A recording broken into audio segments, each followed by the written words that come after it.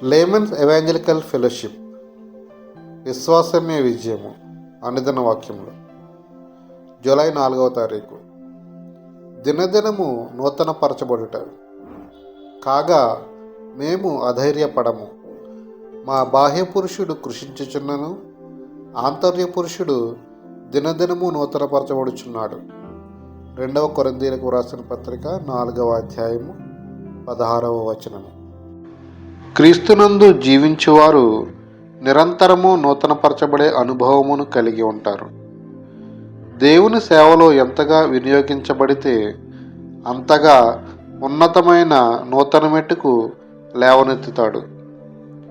బాహ్య శరీరము బలహీనము అయినను అంతరంగిక ఆత్మీయ పురుషుడు ఇంకా బలవంతుడు కాగలడు. దేవుని తలంపులలో బలపడిన శరీరము అంతగా బలహీనపడదు. దేవుని సృజనాత్మక తలంపుల వలన శరీరము పోషింపబడుట వలన సాధారణ వ్యక్తుల కంటే దేవుని బిడ్డలు బలమైన పని చేయగలుగుతారు. ప్రపంచమే ఆశ్చర్యపోయేటంత గొప్ప కార్యాలను మన ఆంతర్యమున ఉన్న దేవుని ఆత్మ వలన చేయగలము.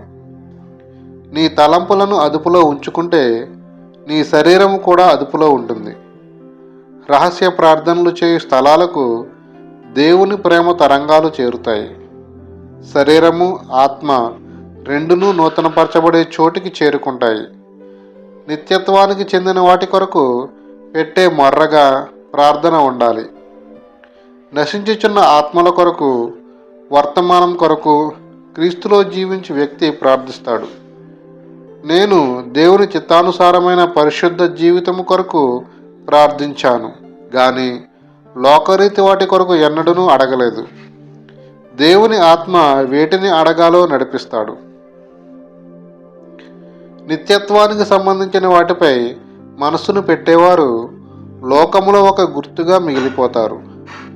జాన్ బన్యన్ ఇంటి నుండి తరమబడి చెరసాలలో వేయబడ్డాడు. పేద కుటుంబంలో గ్రుడ్డి కుమార్తెకు అతని సహకారం ఎంతో అవసరమైనను నిత్యమైన వాటి కొరకు ఓర్చుకున్నాడు. దేవునికి నమ్మకముగా ఉండి ప్రార్థించుట ద్వారా నీకు, నీ కుటుంబానికి దీవెన కలుగుతుంది.